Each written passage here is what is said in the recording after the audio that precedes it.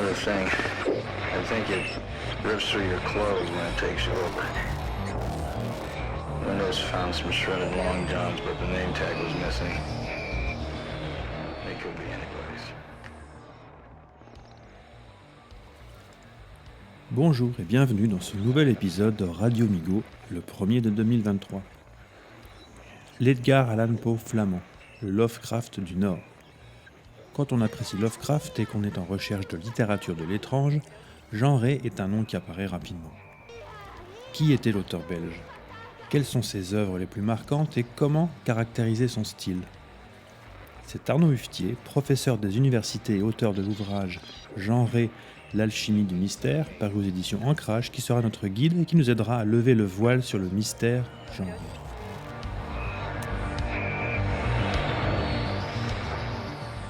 Merci Guillaume. Donc c'est toujours pas obligatoirement le plus agréable d'avoir un écran vide, mais je vais essayer de faire en sorte donc de parler au moins à l'Assemblée et pas uniquement à mon écran. Donc juste en préambule un peu, hein, tu en parlais Guillaume. Dans une autre vie, avant de faire mon doctorat, j'avais fait ce qu'on appelait à l'époque un DEA, et le DEA, c'était sur Jean Ray et Lovecraft. Donc après, je l'ai fait uniquement mon doctorat sur la littérature belge. Mais il y a des connexions, évidemment. Donc c'est peut-être pour éviter les questions directement sur les liens entre Lovecraft et Jean Ray. Et puis après, je parlerai de Jean Ray. Mais à l'époque, j'avais passé énormément de temps, puisqu'il n'y avait pas Internet, pour voir s'il y avait connexion directe entre les deux écrivains, puisque Jean Ray, quand il était publié dans Weird Tales, ça m'avait coûté très très cher pour avoir la correspondance de Lovecraft. Et au bout de quand même plusieurs mois de recherche, Lovecraft a effectivement lu Jean Ray, mais il s'est contenté de 2 mots. Il a lu une de ses nouvelles publiées dans Weird Tales, Not Bad. Donc ce n'est pas beaucoup, mais il l'a lu. Donc ça, il n'y a eu aucune influence, hein, je pense, sur son écriture. Et puis dans le cas de Jean Ray, hein, comme ça évitera les questions où on pourra aller plus loin de ce côté-là. Jean Ray n'a lu que Lovecraft après la publication chez De Noël, puisque là il dit je viens de découvrir un auteur, etc. Donc il ne l'avait pas lu dans Weird Tales. Même s'il y a des connexions, en tout cas ce ne sont pas des connexions directes. Donc je vais parler de Jean Ray principalement. Donc j'ai publié un petit ouvrage il y a quelques années, hein, petit, donc c'est 850 pages. Donc si vous voulez, je peux en parler toute la nuit, mais je vais essayer de m'en tenir aux 45 minutes demandées par Guillaume. Alors, c'est pas faire ici une biographie ou une bibliographie ou une approche biographique ou psychobiographique de Jean Ray.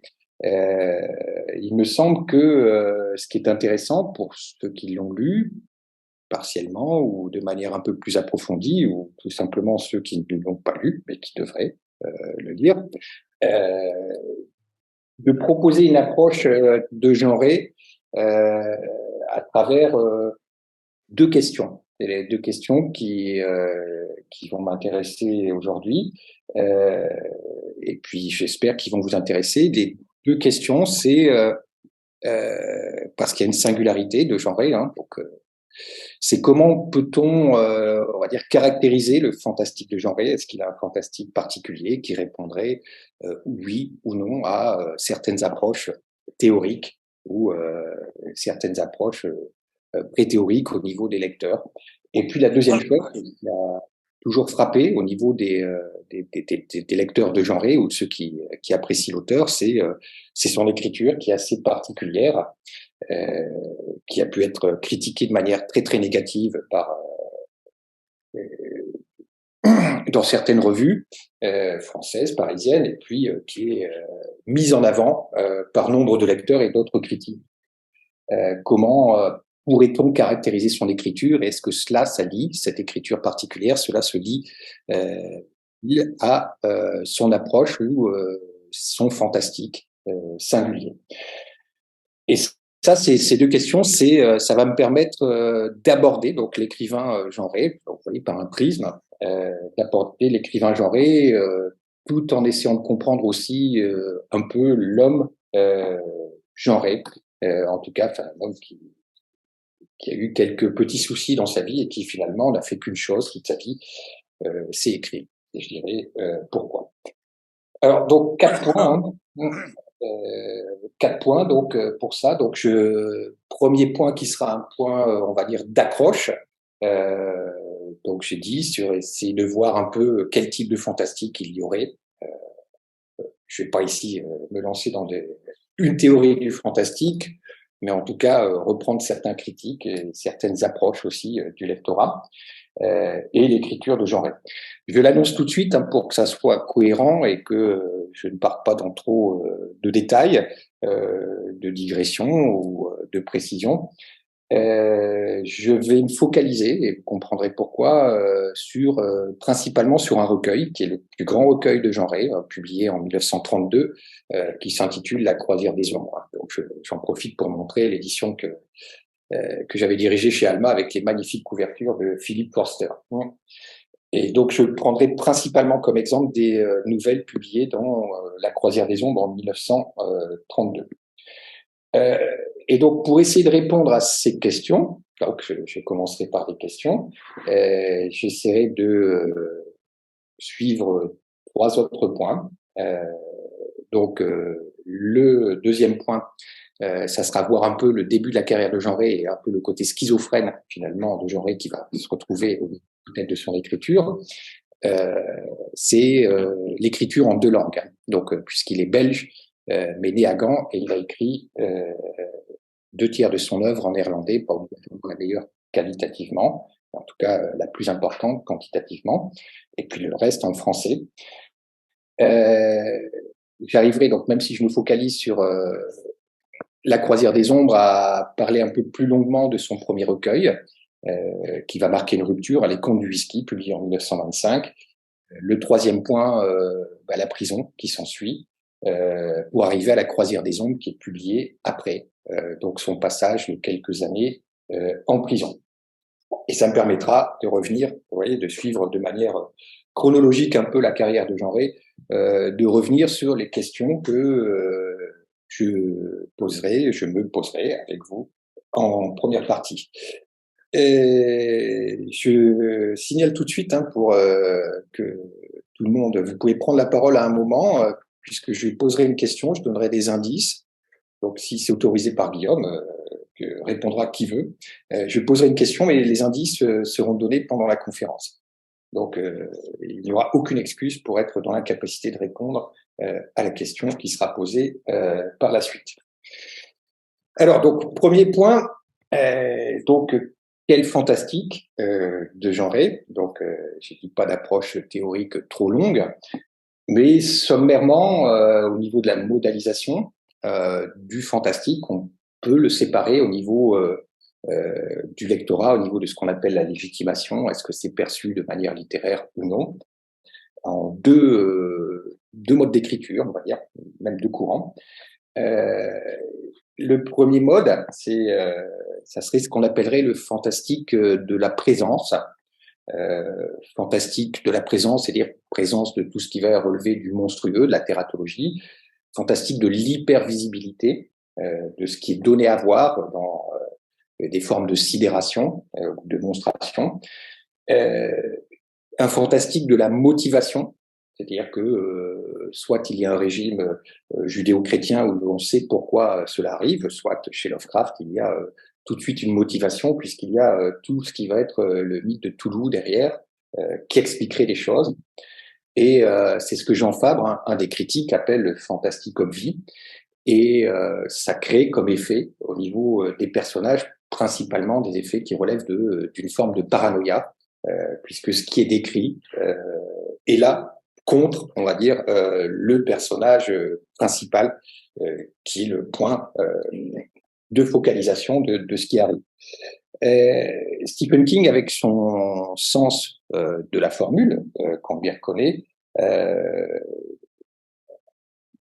résumait un peu toutes les approches critiques que l'on peut avoir, c'est-à-dire qu'il définissait ce type, même s'il ne parle pas de fantastique, puisque c'est français, le mot fantastique, mais il définit ce type d'approche en décrivant simplement que dans ce genre de texte, ou dans un grand nombre de textes qui relèveraient de l'épouvante, sa figure, lui, prend cette image-là du monstre qui éclate la porte. Et donc, si le monstre éclate la porte, évidemment, il y a ce face-à-face et cette paranoïa qui est enclenchée. Et donc, vous avez tous les effets que je viens de décrire qui sont là, motivation. Si le monstre est là, il est là contre moi, mais on sait pourquoi il est là. En tout cas, il y a un système causal. Hypervisibilité, parce que si le monstre éclate la porte, il faut obligatoirement avoir au niveau des textes les moyens de le décrire, et présence évidemment de ce monstre. Alors, vous voyez très bien que ça peut correspondre aussi à une partie des textes de Lovecraft qui va être mis, y compris par Stephen King, dans ce mode d'approche du fantastique. Et pour genrer, qu'en est-il?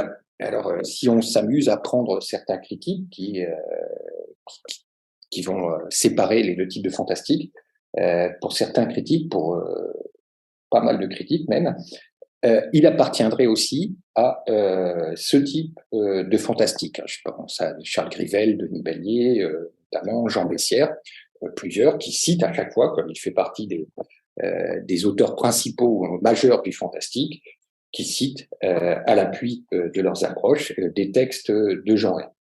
Ils citent des textes de genre, ils citent à peu près toujours les mêmes, La ruelle ténébreuse et aussi La présence horrifiante. Alors, je vais vous citer simplement un texte de La présence horrifiante très rapidement pour bien montrer que là, on est encore 5 coups résonnèrent près de nous, au milieu de nous. Avons-nous hurlé notre horreur? Le ciel nous laissera-t-il la consolation infinie de pouvoir croire plus tard à une erreur de nos sens?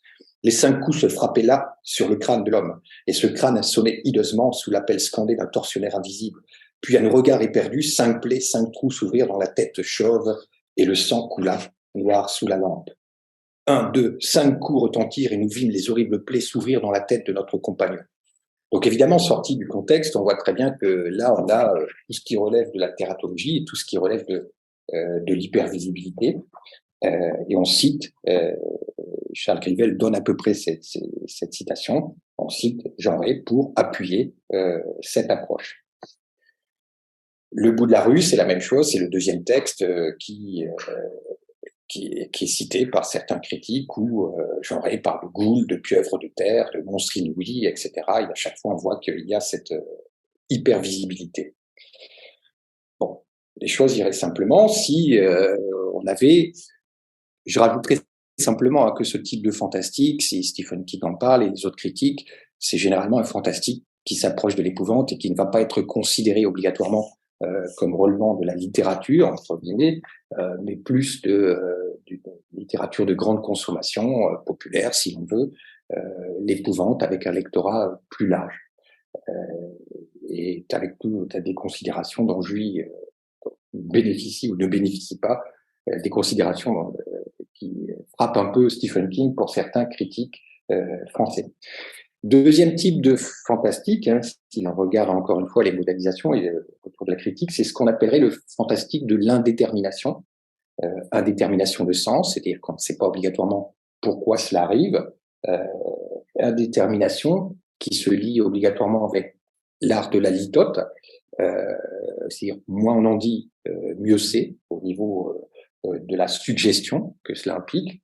Fantastique de l'ambiguïté, puisqu'il y a une forme d'indécidable, on cherche à comprendre ce qui arrive.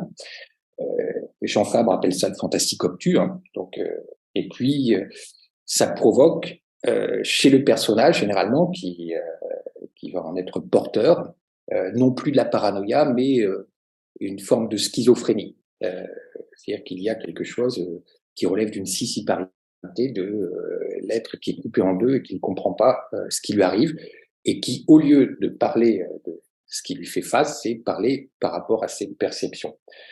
Ce fantastique qui va relever, qui va en France, par exemple, de Gautier à Naudier, en passant par Maupassant, le Horla, on voit très bien que le Horla, c'est simplement les signes de la présence du Horla, et ce que ça provoque chez le personnage. est considéré généralement comme un fantastique relevant de la grande littérature, puisque c'est l'art de la litote qui est privilégié, etc., d'une écriture maigre et des effets qui sont des effets jouant sur le sens. Un des très beaux exemples de fantastique de l'ambiguïté, c'est un texte que je trouve extraordinaire de Dino Buzzati, La goutte d'eau, où il y a simplement un personnage qui voit une goutte d'eau qui remonte l'escalier. Donc là, on n'est pas du tout au niveau du monstrueux, mais on est au niveau de ce que ça provoque au niveau du personnage, de revoir cette goutte d'eau qui... je n'arrive pas à lire l'intégralité des discussions, donc je reviendrai après. Donc ce qui relève de formes littéraires légitimées. Stephen King, encore une fois, c'est très bien séparé ces deux types d'approches, et si d'un côté pour lui il y a le monstre qui éclate la porte, il dit que certains textes, il cite à l'appui Henry James, par exemple, c'est Turn of the Screw, ces textes-là jouent, pour construire leur fantastique, du monstre derrière la porte. Donc le monstre derrière la porte, on peut voir si la porte bouge un peu, mais il y a tout de suite cette capacité imaginante à voir ce qu'il y a derrière, et si ce derrière relève très précisément d'une séparation. Quand je parlais de schizophrénie, c'est ce qu'il y a derrière. Donc pour aller très très vite, la question que je me pose aussi, c'est est-ce que genré donc appartiendrait, si pour certains critiques il appartient à la première catégorie modalisation du fantastique, appartiendrait aussi à cette catégorie. Eh bien, pour d'autres critiques, que ce soit Roger Bozetto, par exemple, Vivax aussi, donc je ne vais pas les citer tous, quand il parle d'un fantastique à l'écriture maigre, quand il parle d'une lignée tirée du Gautier ou même de certains textes de Poe, pour aller directement à Henry James, plus les auteurs contemporains, pour certains critiques, j'aurais participé de ce type de fantastique. Et le texte qui est notamment cité, Roger Bozetto en parle très très bien, c'est le texte de la présence qui s'intitule La présence horrifiante. Donc, vous voyez, pourtant tout à l'heure, je vous ai cité un extrait de La présence horrifiante qui était utilisé pour caractériser d'une autre manière le fantastique de genré. Mais si l'on raconte l'histoire de la présence horrifiante, on reste dans l'indétermination et dans la suggestion. La présence horrifiante, je le décris très rapidement. On est dans une taverne perdue dans les Landes, et puis il y a une tempête qui arrive, et finalement, on ne sait pas ce qui se passe avec ces 5 marques que j'ai essayé de donner tout à l'heure. Il n'y a aucune explication donnée, c'est ce que dit Roger Bozetto, donnée dans le texte, donc on est complètement, finalement, dans une vacuité de sens qui laisse en suspension toute motivation et toute tentative d'explication.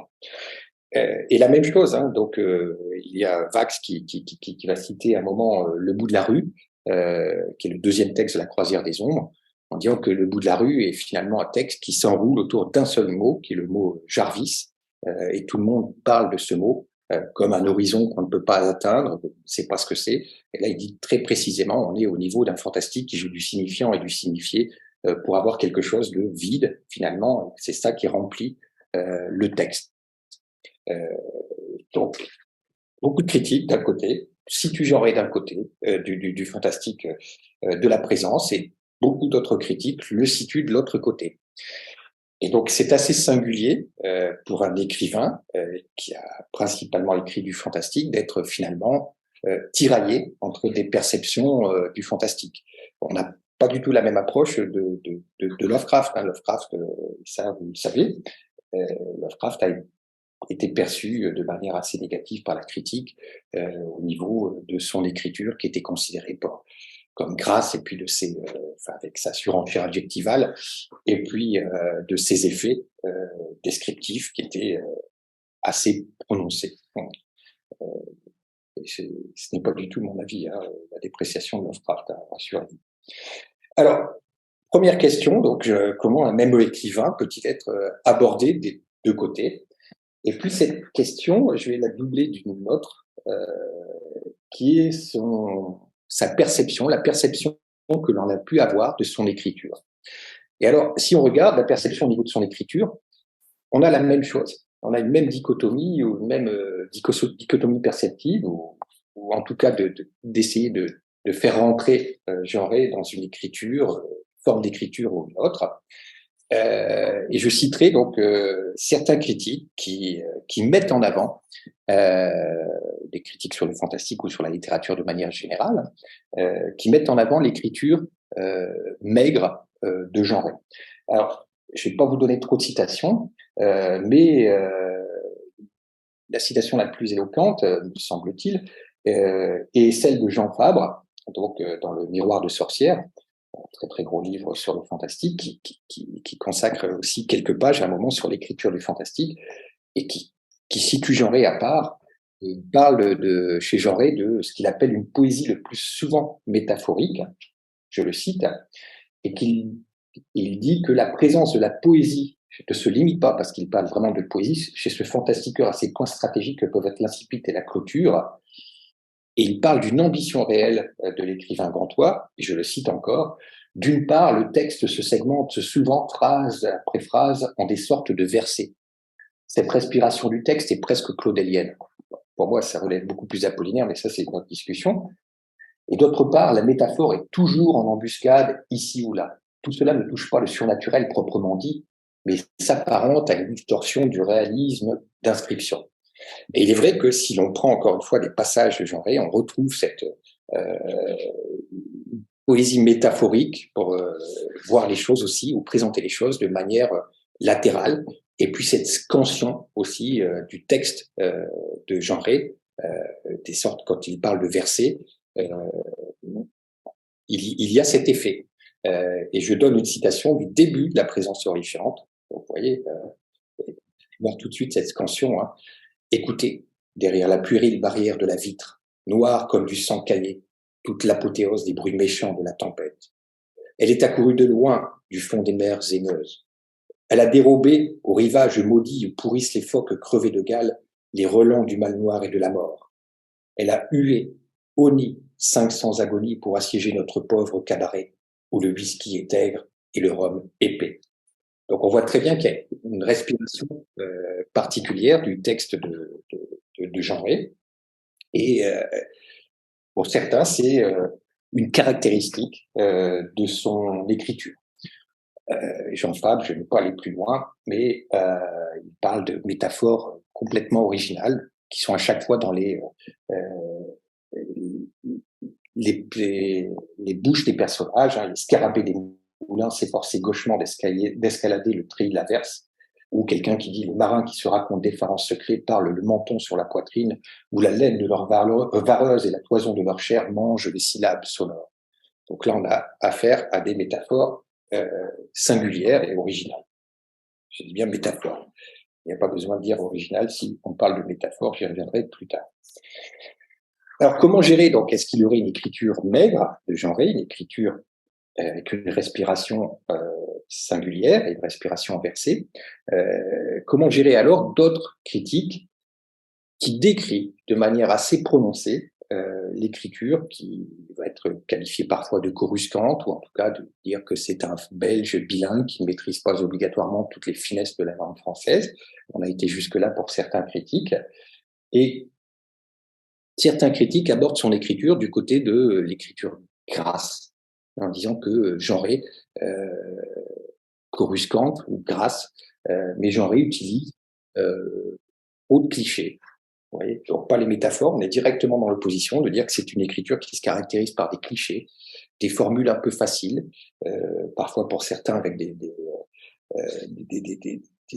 mots qui sont repris à d'autres.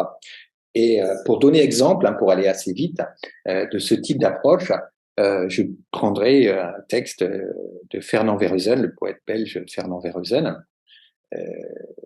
qui aurait mieux fait de se taire ce jour-là, et pas obligatoirement, et donc qui parle de l'écriture blanche de Jean Rey, et qui dit tout simplement que Jean Rey a une obligation d'être un écrivain populaire avant tout, et que son écriture relève du lectorat qu'il doit viser.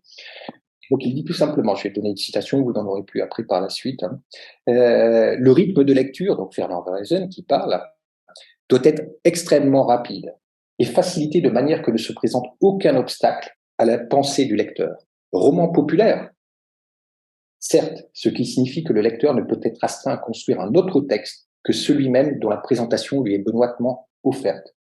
Et il dit, c'est très important, le mot ne peut avoir qu'une dimension et une seule. Donc là, il est vraiment, il qualifie l'écriture de Genré au niveau des effets faciles et directs et un texte qui n'aurait pas finalement de bifacialité, qui serait simplement dans une seule dimension.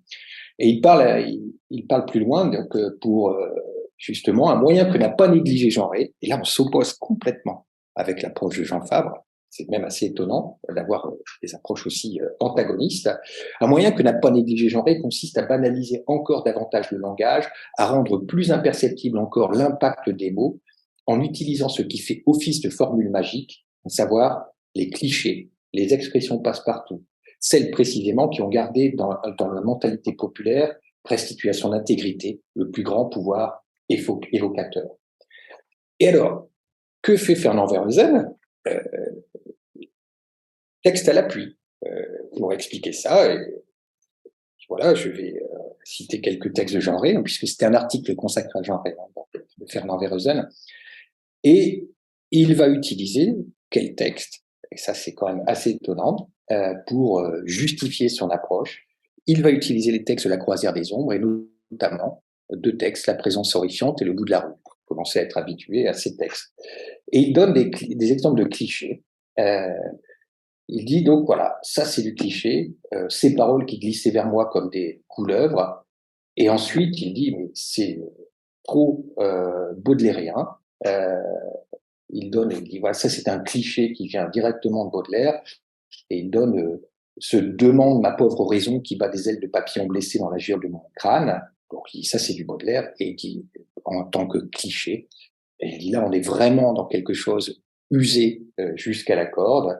Il cite dans La présence horrifiante la hantise de la grande solitude qui heurte notre crâne et tâche d'y entrer.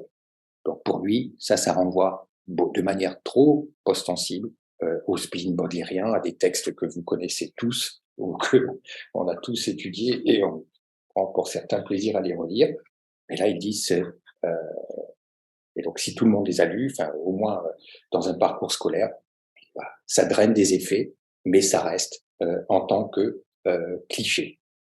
Donc, la hantise de la grande solitude qui heurte notre crâne et tâche d'y entrer.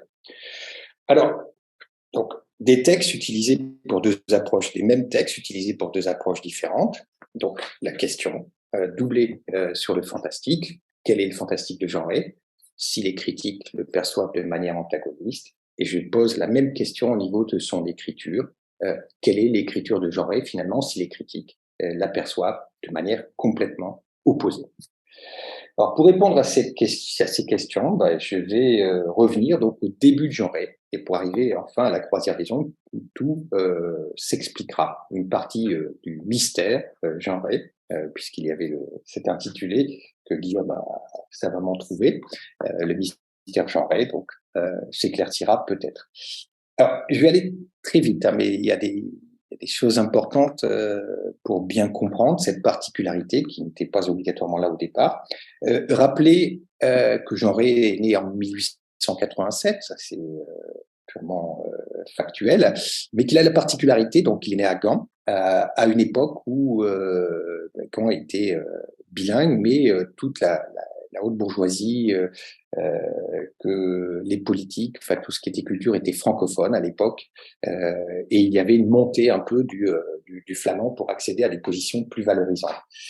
Et donc lui, il est élevé dans un milieu bilingue avec sa langue maternelle, le flamand, mais la plupart de ses études réalisées quand même en français, non pas chez les jésuites comme Maeterlinck, Van Yerberg ou Verhaeren, mais dans des écoles à Tournai et à Gand au départ.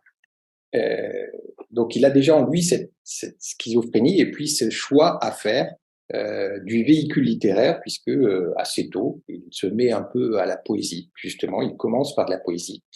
Et la première langue qu'il utilise, Et si je dis ça, vous voyez, il a un peu la capacité de réversibilité, on va dire, de genrer, que ce soit du niveau du positionnement ou du véhicule littéraire.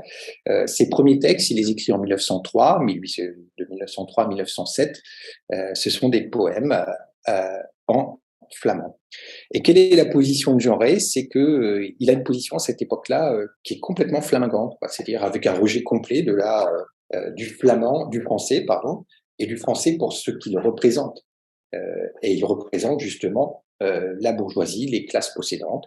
Donc l'oncle de Jean Rey, j'y reviendrai un peu plus tard parce que c'est important, était à l'époque un des mentors du Parti socialiste belge, et il deviendra ministre plus tard, et socialiste, ne veut pas dire socialiste à la française, mais beaucoup plus à gauche à l'époque. Et la position de Jean Rey est évidemment flamingante et très orientée à gauche, avec ce rejet de la bourgeoisie. Donc quand il utilise du français, c'est simplement des expressions dans ses poèmes. Il croit que je parle français. Enfin, donc à chaque fois, c'est bien pour montrer cette invasion, on va dire, du français au niveau d'une position de classe. C'est une chose. Et puis, que fait-il? Il a quelques revues littéraires, et en 1911, donc assez vite finalement, il écrit ses premières nouvelles. Le reste, c'était de la poésie principalement, et un texte, une nouvelle assez longue. Il y a un petit côté Hoffmann assez présent au niveau de l'aspect nocturne. Mais il va écrire à partir de 1911 ses nouvelles en français. Et que fait-il? On voit la versatilité, la réversibilité plutôt, et le tiraillement.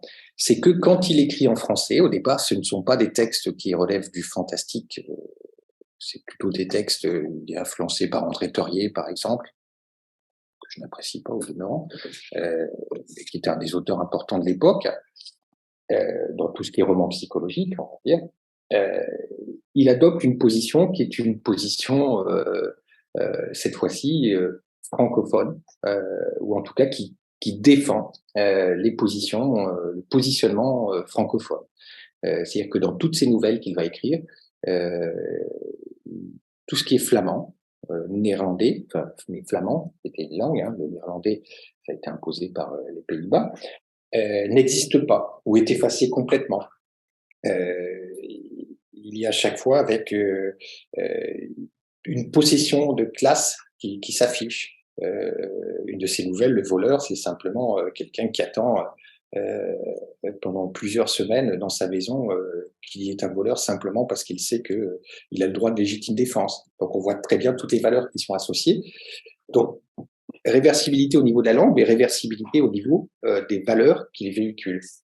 Et cette schizophrénie, il l'aura toujours, c'est-à-dire qu'il a vécu avec, il a évolué avec d'un point de vue littéraire, et ça se retrouvera au niveau de sa perception.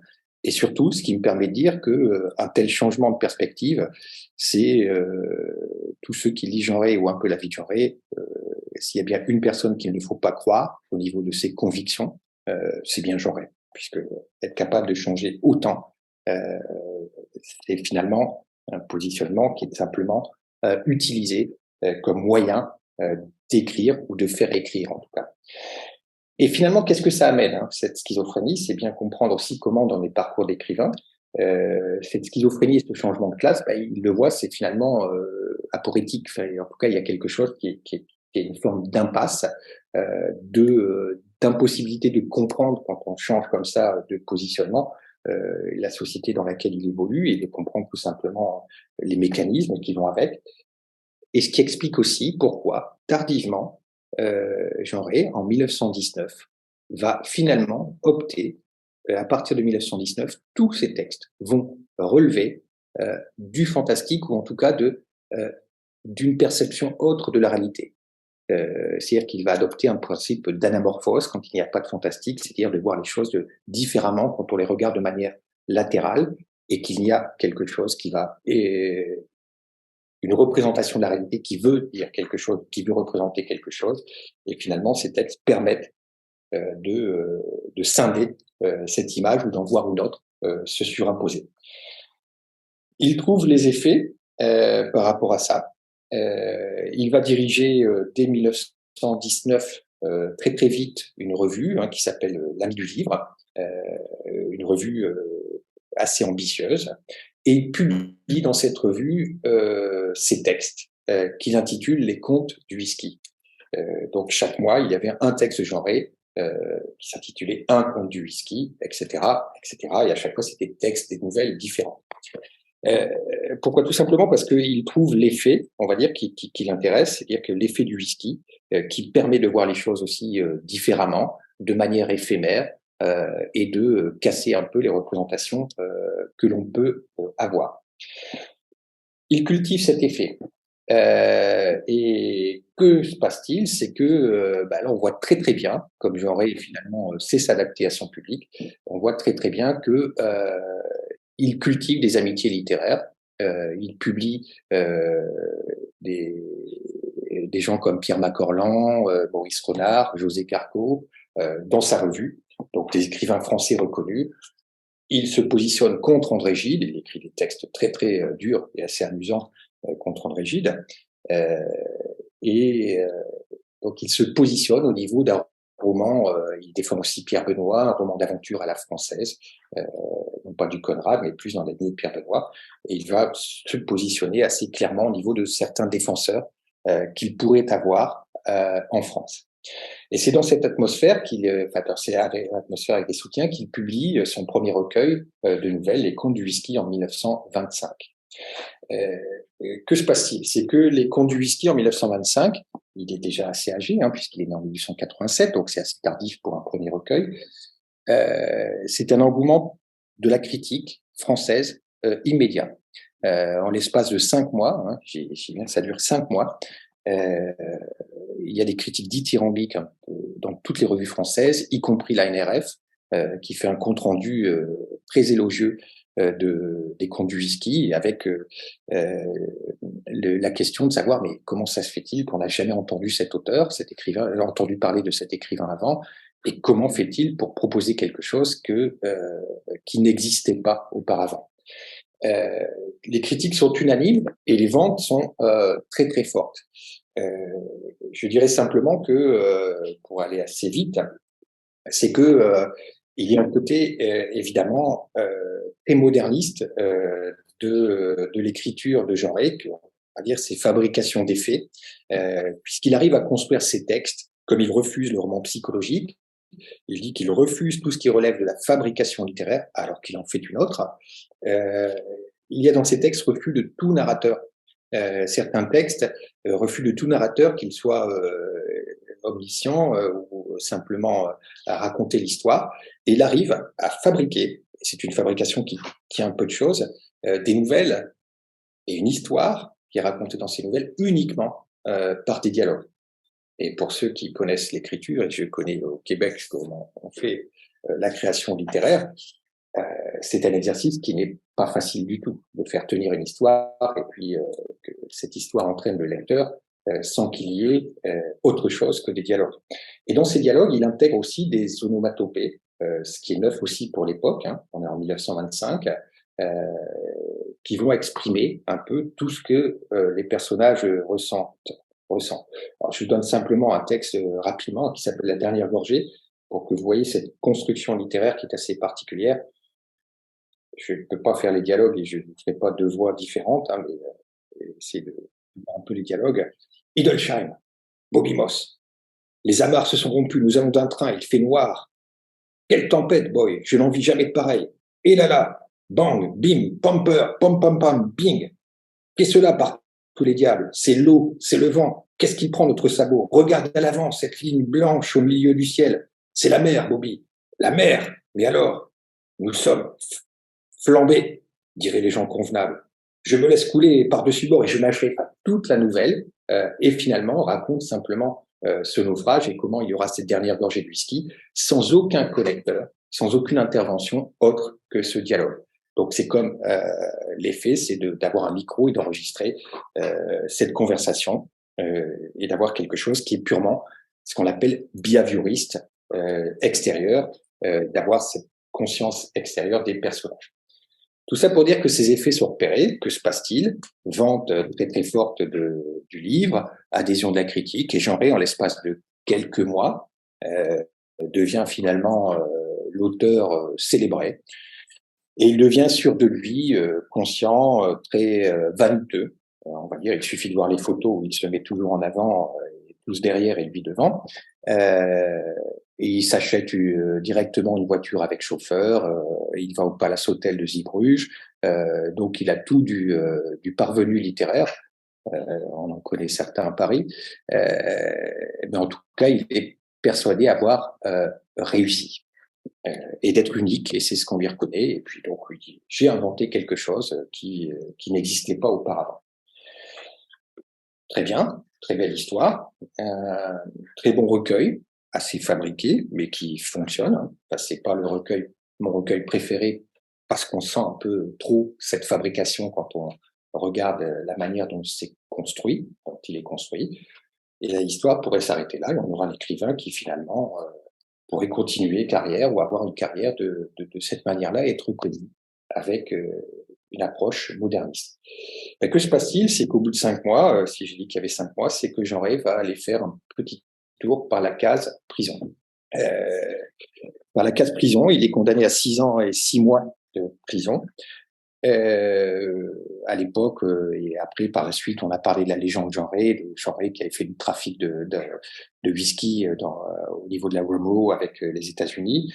Et lui-même le disait pour masquer la triste réalité, c'était simplement un détournement de fonds assez quelconque, assez important, avec des actions Katanga, et puis il achetait des actions qu'il n'avait pas, etc. Et puis bon, il s'est fait avoir avec les actions Katanga qui étaient liées au Congo belge, qui ont augmenté subitement, et comme il les a jamais eues, il s'est retrouvé avec beaucoup trop de dettes à payer, et il a eu 21 plaignants.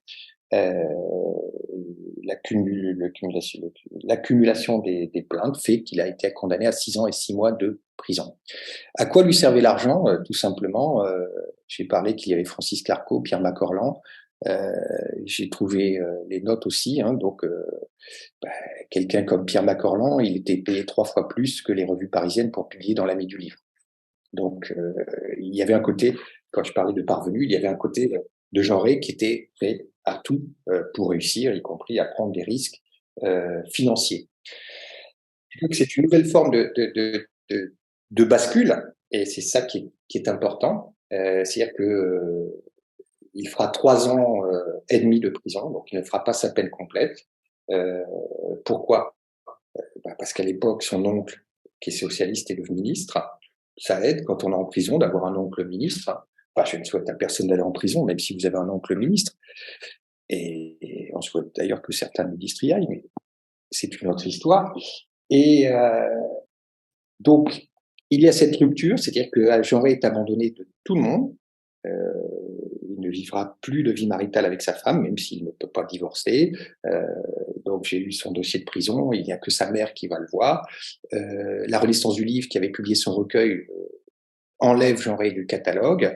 Donc, le nom est complètement démonétisé. On le force à démissionner de la Société des gens de lettres française, puisqu'il s'est inscrit à la Société des gens de lettres française. Donc, il était unique et il devient finalement un simple numéro dans une prison. Et là, évidemment, c'est tout à fait différent. Cependant, son oncle étant ministre, il est le seul à la Neuendeling de Gand, là où il fait ses 3 ans et demi de prison, à avoir une cellule où il est seul. Donc, avec des conditions de détention relativement clémentes, et ses plus grands textes vont être écrits dans cette période en prison. Les plus grands textes, Le Petit Mayence, La Ruelle ténébreuse, qu'il publiera beaucoup plus tard, vont être écrits en prison. Ça va impliquer plusieurs choses. Et comme ça, je reviendrai sur La Croisière des ondes qui arrive juste après avec certains textes écrits en prison. Première chose, c'est que les textes de Jean Rey sont beaucoup, beaucoup plus sombres. Tout ce qui relève des effets de solitude, il y avait des solitudes partagées dans les contes du whisky, les errants de la mer. Là, c'est des solitudes des personnages qui sont quand même assez fortes. Deuxième chose, c'est que Jean Rey publie envoie des nouvelles quand il est encore en prison, qui sont publiées cette fois-ci en néerlandais, mais il revient très très vite au français. Il ne publie plus sous le nom genré, puisque le nom genré est démonétisé, il est presque interdit, et finalement il adopte le nom John Flanders. Donc c'est-à-dire que se crée aussi cette schizophrénie littéraire, c'est en quelque sorte, j'ai été un nom, j'en suis un autre, voire je n'existe plus, et comment je pourrais retrouver un peu ce qui était moi en tant qu'écrivain reconnu. Troisième élément, c'est que quand il est en prison, et surtout quand il va sortir de prison, il ne trouve aucun travail, et donc son seul moyen de subsistance, c'est finalement l'écriture. Il ne fera que ça. N'a jamais payé d'impôts de sa vie, sauf la dernière année de sa vie où il avait un peu plus d'argent, mais le reste, il n'a jamais payé d'impôts parce qu'il ne touchait pas assez d'argent. Pourquoi? Tout simplement parce que tout le monde est au courant que Jeanret fait de la prison, et lui payait avant dans l'ami du livre 3 fois plus cher ce qui était édité dans sa revue, et bien quand il sort de prison, on le paye 3 fois moins cher que les autres, parce que c'est ça ou rien.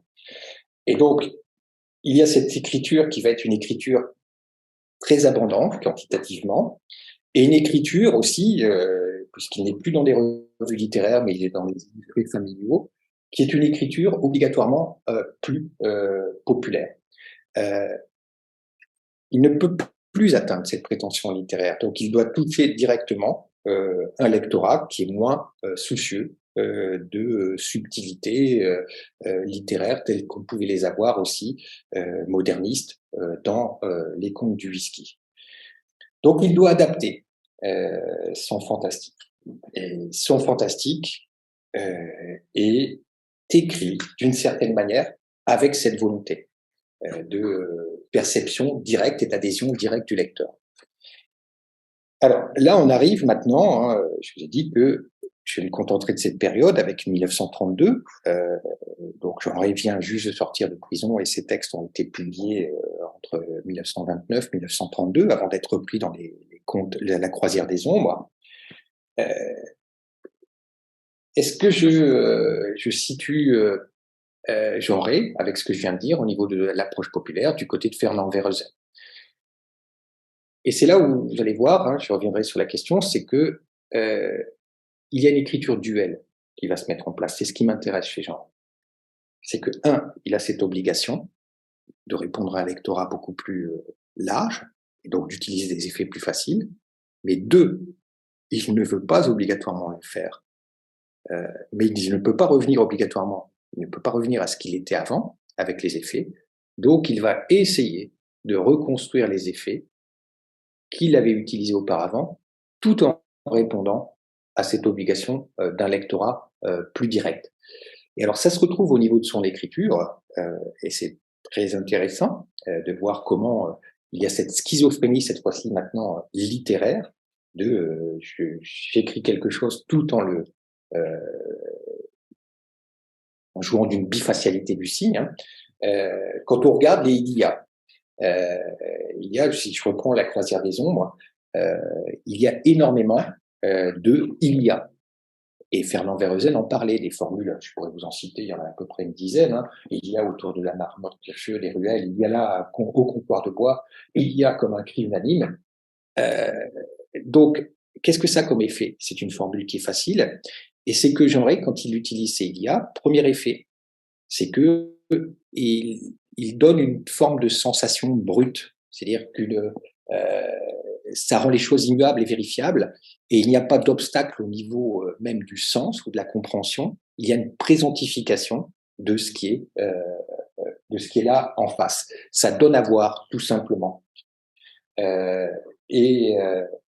Ça expliquerait une adhésion aussi. Pourquoi il y a une adhésion populaire. À l'époque, c'est là où Jeanret écrit aussi les fascicules d'Harry Dickson, anonymes. Donc, c'est-à-dire qu'il n'existe plus et à chaque fois, il utilise ses textes, c'est autre chose.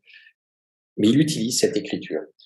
Mais en même temps, et Jeanret le dira plus tard, que les Lilia, pour lui, il écrit un très court texte à Michel de Gelderode, une lettre, où il dit que finalement, les Lilia, pour lui, ça venait directement de Rimbaud.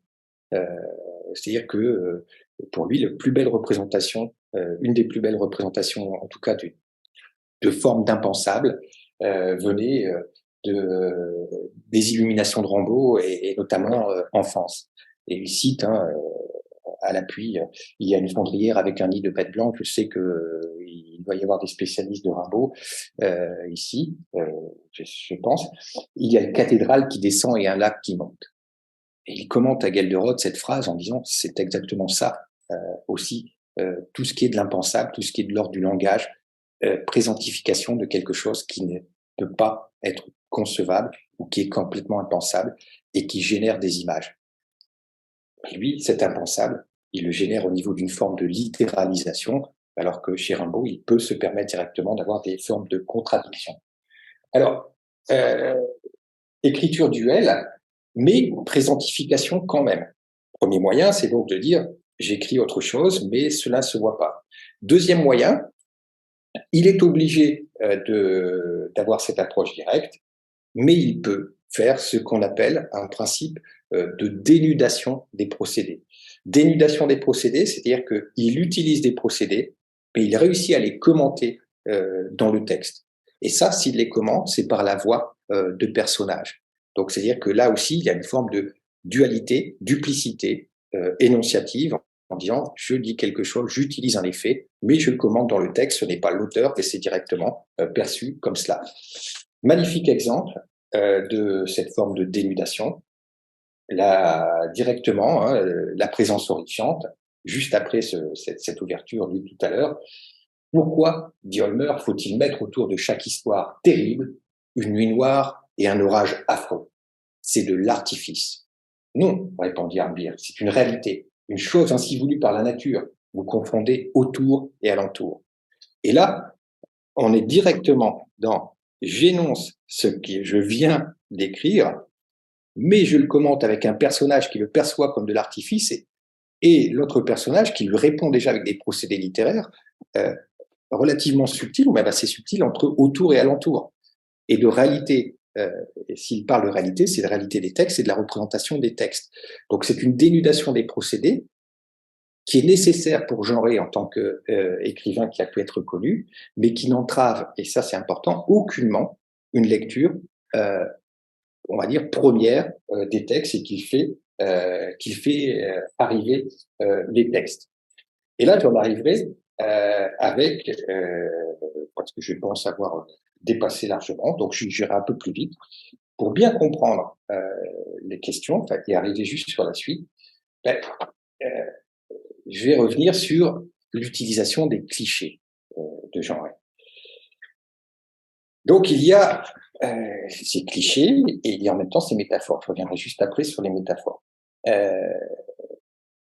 Donc, c'est la question que je vais peut-être regarder la discussion, mais la question que je voulais poser tout à l'heure. La présence horrifiante, je rappelle l'histoire, on est dans un fantastique qui, en même temps, si j'ai insisté sur ce texte, c'est où il y a certaines métaphores prononcées par le personnage, on reviendrai là-dessus très rapidement après. Il y a des il y a une dénudation des procédés, et puis il y a des moments aussi où il y a le monstrueux qui apparaît, je vous ai donné les citations, et il y a aussi, je fais presque du genre, peut-être pas du Rimbaud avec les il y a, donc cette indétermination qui était mentionnée par Roger Bosetto. Donc je vous ai raconté l'histoire tout à l'heure avec ce personnage qui finalement, celui qui est entré dans la taverne où l'on voit 5 plaies, donc on voit 5 traces sur son crâne et puis du sang qui coule finalement et tous les personnages s'enfuient et l'on ne sait pas ce qui est arrivé et enfin pourquoi cela est arrivé. Alors, la question c'est très simple. Vous avez l'explication de cela. Et je l'ai donné tout à l'heure. Donc, je ne sais pas si je peux lire le commentaire, mais non, j'y arrive pas. Donc, tant pis, je vais faire la réponse. Je ne sais pas s'il y a des réponses là. En fait, ça relève pas du tout de l'indétermination, cette nouvelle. puisqu'il y avait un personnage qui parlait tout simplement avec des clichés, donc baudelairiens, les clichés qui étaient mentionnés, notamment par Verhoeven, qui dit on ne peut plus écrire actuellement des clichés aussi forts qui renvoient tellement à Baudelaire. Et le cliché qu'il donnait, qui est dans le texte, il parle la hantise de la grande solitude qui heurte notre crâne et tâche d'y entrer. Et donc, quand on voit finalement, ça c'est proféré, c'est dans la bouche d'un personnage, et la scène qui se passe, c'est la littéralisation de ce langage de cliché. Donc, on a bien ces 5, et c'est bien précisé, 5 marques qui impriment et qui font couler du sang de la tête du personnage. Et c'est effectivement, quand on lit toute la fonctionnalité du texte et tout le sens du texte, la hantise de la grande solitude qui heurte notre crâne et tâche d'y entrer. Qu'est-ce que ça veut dire? C'est une construction qui est très forte, très fine, qui relève de tout ce que j'ai pu dire au niveau de cette duplicité, dualité, schizophrénie chez Jean Rey. C'est que, j'utilise une écriture qui est finalement avec des clichés, et les clichés, c'est finalement au niveau des personnages qui sont tous identiques, comme Jean Rey l'était, tous des numéros, comme Jean Rey l'était en prison, et tous identiques, c'est-à-dire utiliser des clichés. Et les clichés, c'est simplement une métaphore usée par la répétition. C'est ça un cliché. Ça va pas plus loin que ça, ou ça peut, mais en tout cas, c'est une des approches du cliché.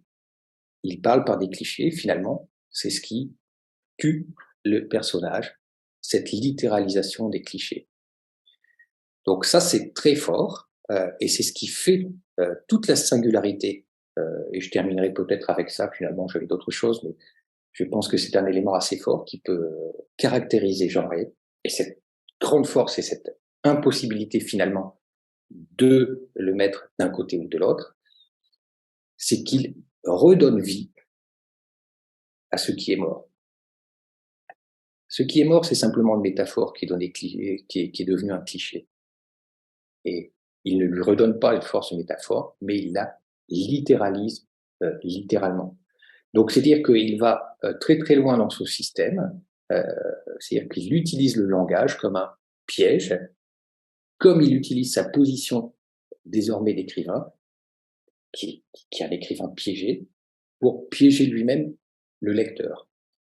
Et donc, tout son fantastique est basé effectivement sur cette dualité. Et cette dualité, et c'est là où on ne l'a pas compris, où certains critiques ne l'ont pas compris, oui, il y a des clichés, mais ça n'enlève pas que Jean Fabre voyait aussi cette scansion presque inversée, et il voyait ce sens métaphorique. Ben, quand on regarde bien tout cela, c'est par des personnages. En fait, les métaphores, comme les clichés, sont portés par des personnages. C'est-à-dire que chez lui, il y a toujours ces personnages qui fonctionnent en prise avec une discontinuité presque psychologique, c'est-à-dire être unique, si j'emploie une métaphore, ou être un numéro, et là je parle avec des clichés. Et ça, cette discontinuité psychologique, c'est un peu ce que faisait Apollinaire, c'est pour ça qu'il y a des connexions avec Apollinaire, cette discontinuité psychologique, il en fait discontinuité littéraire. Ou si vous voulez, la discontinuité littéraire rejoint la discontinuité psychologique. Et là, à partir de là, on a compris, ou en tout cas on peut aborder différemment Jean Rey, et se dire tout simplement qu'il est vain de vouloir le situer d'un côté ou de l'autre du fantastique, mais de voir qu'il perçoit, il conçoit parfaitement les deux, et c'est qu'il joue complètement avec les deux, de comment mettre de l'indétermination là où il y a de l'hypervisibilité, comment mettre de l'hypervisibilité quand il y a un texte comme Le bout de la rue avec Jarvis qui joue de l'indétermination. Et donc, il va toujours répondre à ce double lectorat. Et c'est finalement ce qu'il fera une grande partie de sa vie, même s'il y aura d'autres choses sur lesquelles je n'ai pas le temps de revenir, une grande partie de sa vie, puisqu'il y aura de rares périodes où il sera reconnu pendant la Seconde Guerre mondiale comme écrivain à part entière. et il aura toujours cette obligation d'avoir une écriture alimentaire, donc quantitative, et de toujours avoir en tête ce fantôme, ce sourire du fantôme de l'écrivain genré, reconnu en 1925.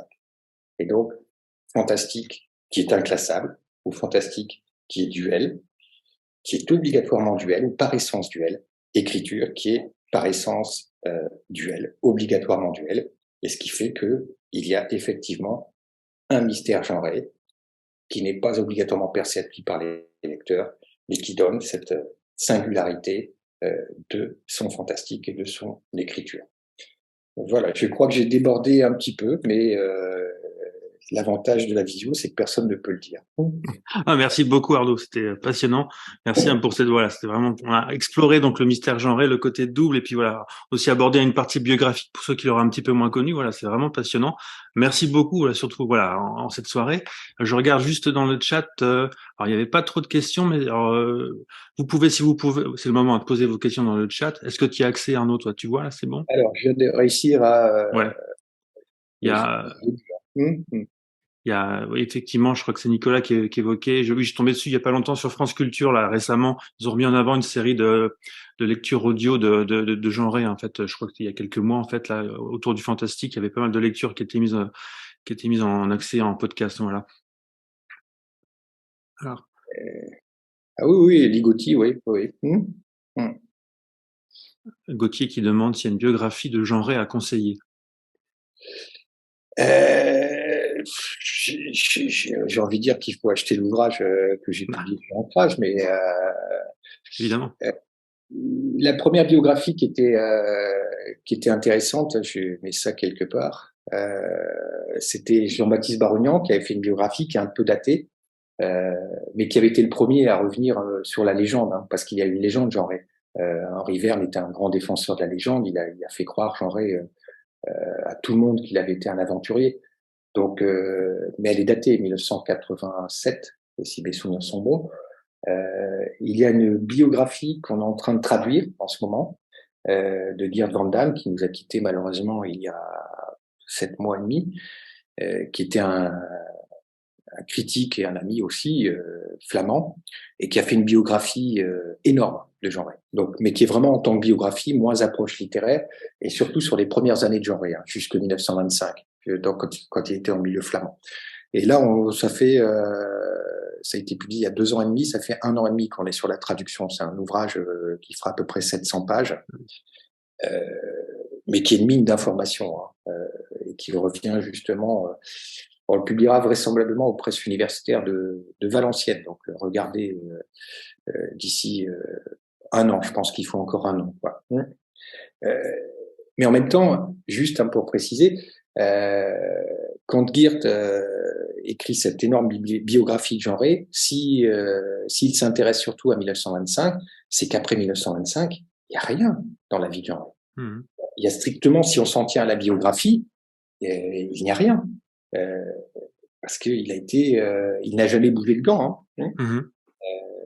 Il n'a jamais bougé de gants. Tout ce qu'on peut dire, c'est que il partait à la cloche de bois parce qu'il n'avait pas d'argent et il allait des fois habiter à 400 mètres de là où il était parce qu'il savait pas payer. Mais il n'y a pas grand-chose à dire. Aucune aventure extraordinaire. Simplement, c'est que sa biographie, c'est sa bibliographie. D'accord. Parce que Jean Rey ne fait qu'une chose, c'est écrire. Dans les années 35-36, c'est quand même quelqu'un qui écrit, et Simenon peut aller se coucher hein, de son côté, il écrit, je crois que c'est en 36, il écrit 720 textes dans l'année. Ah oui. Et quand il écrit 720 textes, il écrit 12 Harry Dickson. Donc c'est-à-dire que par mois, Harry Dickson, c'est une novella, comme diraient les Américains. Il écrit 5 ou 6 romans pour la jeunesse. Il écrit des nouvelles, des articles de journaux. Donc, c'est pas comme Simenon qui écrit des romans, mais lui écrit tous les jours des choses qui n'ont rien à voir. C'est-à-dire une nouvelle pour un public, pour un illustré pour la jeunesse, une nouvelle pour un illustré familial, donc pour un public plus grand, un article de journal. Donc, qu'est-ce qu'on peut dire de ces années-là au niveau de la biographie? Ça va très très vite, quoi. Mais C'est sa biographie, oui. Est-ce que Jean Ray est-il plus lu de nos jours à la lumière de vos analyses et travaux, ou est-ce qu'il est plus tout simplement, oui, plus lu? Bah, je ne sais pas. Je crois que, en fait, ce qui manque il y a plusieurs choses qui manquent un peu à Jean Ray, hein, pour que ça soit vraiment. Je vois avec les éditions Alma qui avaient fait une campagne de presse absolument énorme au départ. Il y a des articles de partout, que ce soit Libé, Télérama, etc. Partout, des articles dithyrambiques. Hein, donc, quand Alma a édité cette collection. Et finalement, on regarde tout ce qui est l'enthousiasme critique qu'il y a eu autour de la réédition d'Alma, les ventes n'ont pas suivi. Parce que Jean Ray a beaucoup plus de mal actuellement à toucher un public, un lectorat plus jeune. C'est-à-dire que j'ai regardé un peu les réseaux sociaux. Et ce qui est assez curieux, c'est que quand je parlais de son écriture, finalement, il y avait beaucoup de jeunes lecteurs qui trouvaient que l'écriture de Jean Ray était un peu datée, quoi, et un peu trop littéraire. D'accord. Ouais. Donc, il a une écriture, si je le compare à Lovecraft, qui est beaucoup moins directe que Lovecraft. Parce qu'il y a des effets, il y a des manières de présenter aussi les choses de manière latérale. Il y a des dialogues qui vont être un peu plus forts parce qu'il y a cette discontinuité littéraire. Donc ça le pénalise au niveau d'un lectorat plus jeune. La deuxième chose qui le pénalise, contrairement à Lovecraft, c'est qu'il n'y a pas de création d'un panthéon particulier de Jean Ray. Oui. La continuité dans son œuvre, c'est la force d'une imagination qui est à chaque fois remise à jour, on va dire. Mais il n'y a pas vraiment... Il y a une continuité, mais qui est beaucoup moins perceptible par le lecteur. La troisième chose qui manque à Jean Ray, c'est des adaptations cinématographiques aussi. Les grands films, c'est Malpertuis, mais pas d'adaptation cinématographique parce que ce sont des nouvelles qui ne sont pas obligatoirement transposables aussi facilement à l'écran. D'accord.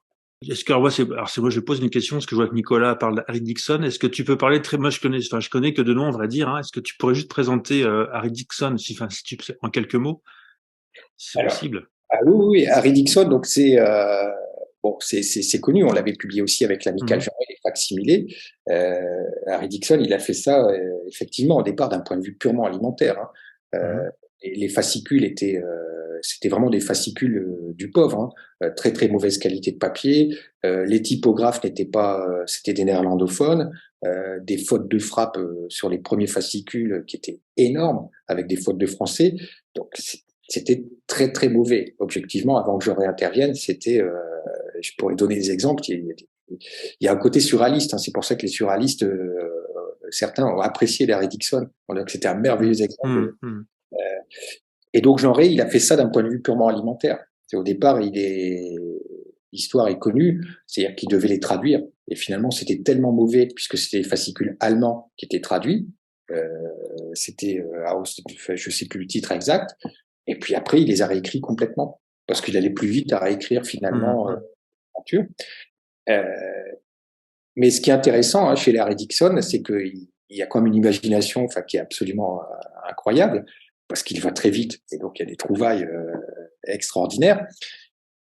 Mais moi, ce qui m'intéresse aussi dans les Harry Dixon, quand tu parlais de dualité, c'est qu'on le retrouve aussi dans les Harry Dixon, qui n'était pas du tout percevable par les lecteurs de l'époque. C'est-à-dire qu'il caviarde les aventures de Harry Dixon avec des nouvelles des contes du whisky. Donc, il prend des extraits complets. Et puis, ce qui est intéressant, c'est qu'il les commente. Mais il les utilise comme rouage, quoi. Mais c'est une machinerie, quoi. Enfin, moi,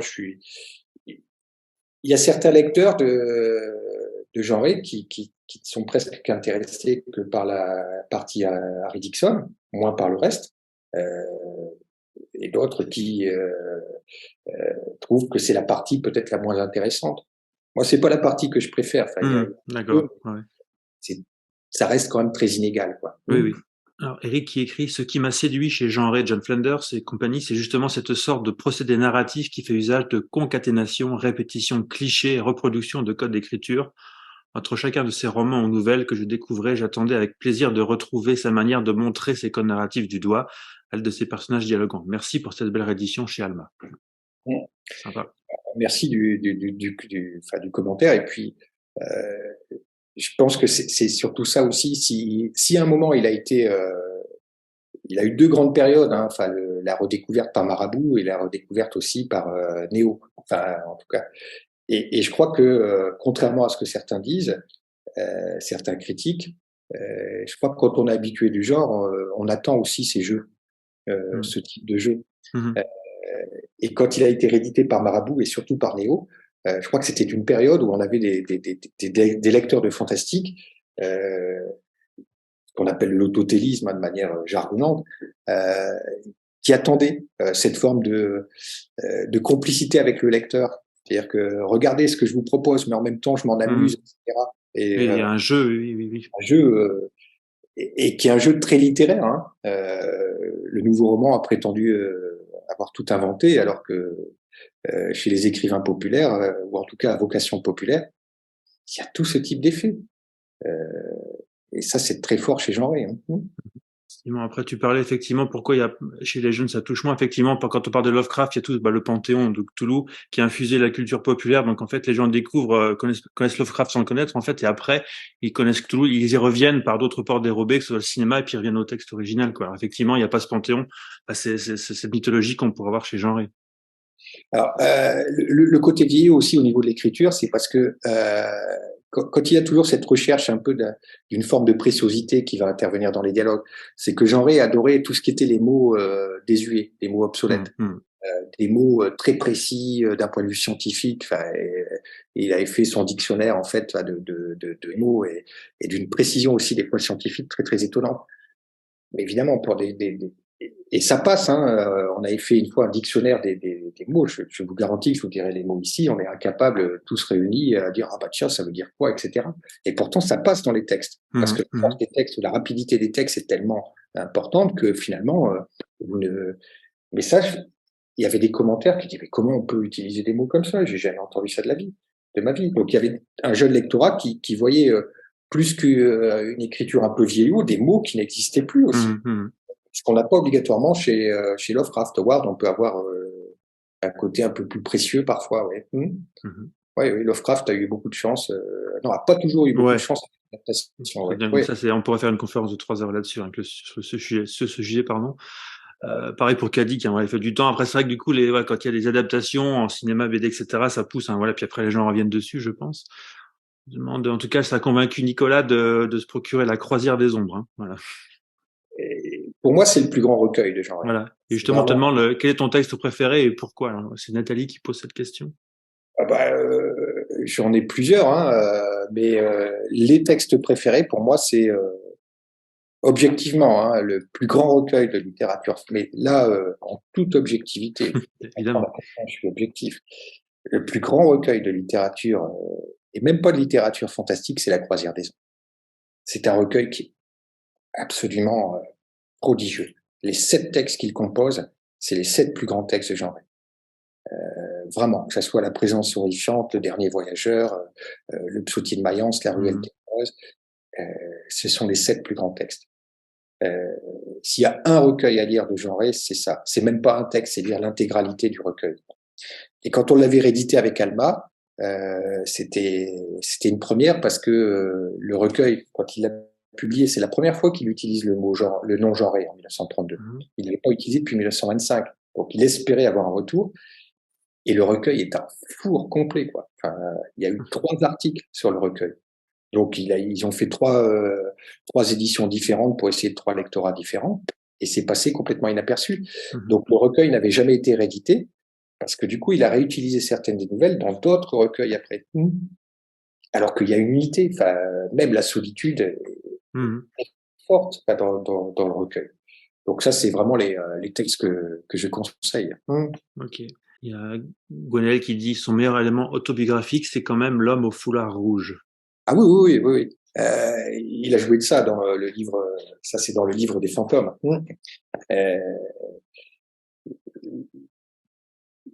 Le livre des fantômes, enfin, et même L'homme au foulard rouge, hein, c'est quand on lit bien, il parle aussi de lui tout le temps.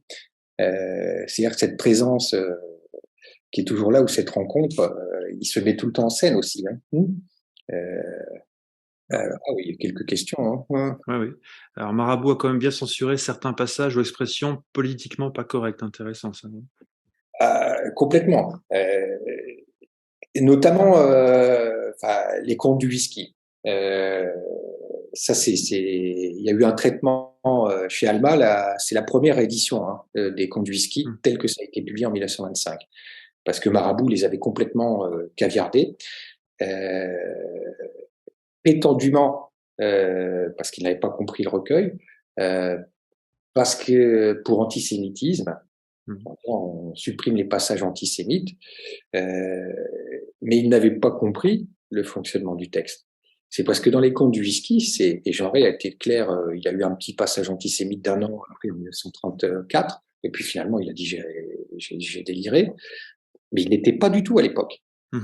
C'est-à-dire que tous les passages antisémites, c'est pas un antisémitisme d'auteur, c'est un antisémitisme de certains personnages. Oui.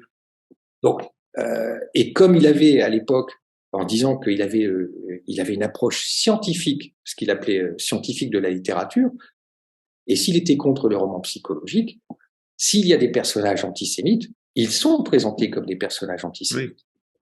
Donc, on l'a réédité comme tel avec Alma, et c'était, même si on a dû mettre une phrase en disant que, mais c'est pas du tout l'approche de Jean Rey. Et ce qu'a fait Marabout à l'époque, en censurant cela, c'était de rendre presque plus suspicieux les textes. Oui, on veut cacher quelque chose, donc oui. Parce que donc dans le texte de Jean Rey, il y a un personnage qui dit à un autre, sale Youpin. Quand Marabout et le personnage s'appelle Josua, donc on sait très bien qu'il fait partie du peuple juif. Et quand dans Marabout ils disent je sais plus par quoi il remplace Sal Youpin, c'est encore plus suspect parce qu'on voit des formes d'antisémitisme qui sont maintenant cachées. Oui. Et Marabout a tout caviardé. Et une question moi qui m'intéresse, que Hodgson, je suis un peu dedans en ce moment, c'est histoire de pirates, etc. Est-ce qu'on peut le rapprocher de Jean Rey, William Hope Hodgson? Oui. Et Jean Rey, ça par contre a été influencé par Hodgson. Ah oui, ça m'intéresse. Oui. Et il a lu parce que Hodgson avait été traduit, comment s'appelait-il le traducteur, que j'aime beaucoup, qui est écrivain aussi. Enfin, c'est pas grave. Hodgson a été traduit, Les Spectres Pirates a été traduit dans la revue belge, où Jean Rey publie. Et ça a été publié, en fait, pendant que Jean Rey était en prison. D'accord. Assez tôt. Et le psautier de Mayence, par exemple, on voit très bien qu'il y a une influence d'Hodgson. C'est-à-dire qu'il ingérait aussi, il intégrait. Pour moi, il y a beaucoup plus de connexions entre Hodgson et Jean Rey qu'avec Lovecraft. D'accord, ok. Alors, Bastien, en fait, c'est pas Géraldine, c'est Bastien qui dit qu'il a découvert avec La Terre rose. Je n'ai pas trouvé ça désuet. J'ai adoré la puissance évocatrice du style. Et La Terre rose, à la rigueur, c'est un des rares textes où il y a une dimension cosmique qui peut faire penser à du Lovecraft aussi. D'accord. Avec ce rose qui fait, il y a des passages aussi très très forts. La puissance évocatrice du style, oui, c'est quand il est le personnage qui est dégoûté par le rose, etc. Oui, c'est un très très grand texte aussi. La dimension cosmique. Et Nicolas qui dit, il a toujours cette image peu recommandable, sulfureuse. Je ne sais pas. C'est vrai qu'Alma, moi, j'étais pas d'accord avec Alma quand on a fait la réédition de Jean Rey. Ça a été un parti pris. Après, on l'a fait de manière chronologique, les recueils. Mais j'étais pas obligatoirement d'accord de commencer par les contes du whisky. Deux raisons. Première raison, parce que c'est son recueil pour moi le plus fabriqué, et peut-être le moins bon de ce qu'il a publié, même s'il y a des très très grands textes. Et deuxième raison, parce que justement on avait décidé de le publier de manière intégrale, avec les personnages qui étaient antisémites. A posteriori, il y a peut-être eu quand même une incompréhension vis-à-vis de ces passages-là, certains passages sont très très durs, très très durs. Quand il y a un juif qui se retrouve directement bastonné, c'est quand même très très dur. Donc je sais pas, je pense que ça joue aussi l'image peu recommandable, oui. Y a-t-il un auteur belge, je lis les questions, y a-t-il un auteur belge du même niveau que Jean Ray? Euh, non, non, pas pour la même écriture. Je dirais Sortilège de Michel de Gelderode. J'adore le théâtre de Gelderode, mais Sortilège, c'est un des plus grands recueils aussi. Mais alors, pour le coup, rééditer Sortilège de Gelderode pour les jeunes lecteurs, c'est quand même compliqué au niveau de l'écriture de Gelderode. Mais pour moi, ça reste le plus grand recueil. Thomas Owen est pour moi un peu... Thomas Owen a une écriture un peu trop polissée, un peu trop française. Il essaie justement d'avoir cette forme d'art de la litote. Donc Jean-Claude, c'est Sortilège de Gelderode. Il y a vraiment qu'un recueil de nouvelles fantastiques et qui est absolument extraordinaire. Toutes les nouvelles, Rotomago, etc. Ça, il y a des nouvelles qui sont très très fortes. Le Jardin malade, waouh, ça c'est très grand. Gérard Prévost sur certains textes, ouais, certains recueils. Tout ce qui est au nord, la représentation du nord de Gérard Prévost est intéressante, mais plus court au niveau imagination que Jean Ray. Bastien qui note, je trouve que son écriture, celle de Jean Ray, ressemble à celle de Macorlan. Il y a beaucoup de liens. Est-ce qu'il y a beaucoup de liens entre eux au niveau imaginaire ou texte? Ah oui, oui. Pour moi, il était en 1925, il récupère même le côté un peu moderniste que peut avoir Macorlan, le côté image qui se chevauche chez Macorlan. Et il écrit des très beaux textes, Jean Ray, sur Macorlan à l'époque. Il le draguait de manière effrontée, hein, parce qu'il voulait avoir l'assentiment de Macorlan. Et puis le côté imaginaire, il y a un imaginaire de l'aventure et même l'aventure au niveau de l'écriture de Macorlan qu'on va retrouver chez Jean Ray. Après, le côté Jean Ray, il se différencie de Macorlan quand il rajoute ce côté très très sombre. Mais le côté pérégrination de certains personnages de Macorlan se retrouve effectivement dans tout ce qui est l'horizon des contes du whisky au départ, quoi. Bon, Simenon, non. Alors, Hergé avait une image encore moins recommandable et ça n'a pas joué sur son oubli. Après, oui. Oui. Et puis pour le coup, Hergé, l'image correspondait à la réalité. Hein. Chez Jean Ray, c'est une image qui a été construite, qui était partiellement fausse, qui était fausse et construite sur des incompréhensions. Oui, tout à fait. Ouais. Et Marabout en est en grande partie responsable lors de la réédition des textes. Hein. Jean-Claude demande quel était l'auteur préféré de Jean Ray, si tu le sais.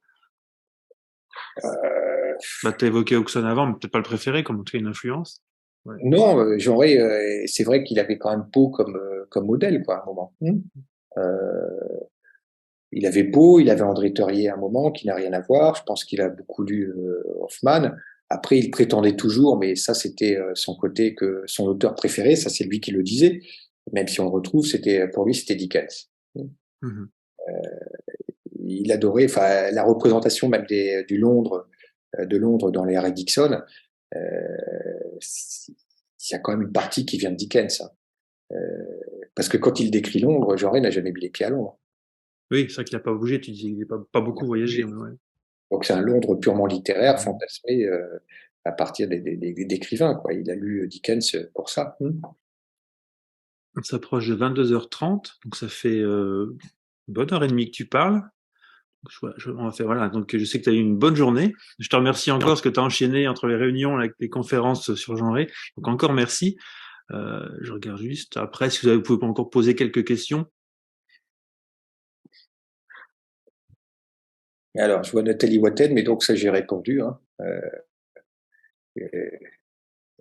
Collègue Nathalie Watten qui a écrit un merveilleux recueil de poésie, Le sourire des fantômes, donc on n'est pas loin de Jean Ray. D'accord. Merci de votre patience, j'espère. Merci encore, parce que voilà, c'était passionnant. Merci, et puis bonne nuit. One other thing, I think it rips through your clothes when it takes you over. Windows found some shredded long johns, but the name tag was missing. They could be anybody's.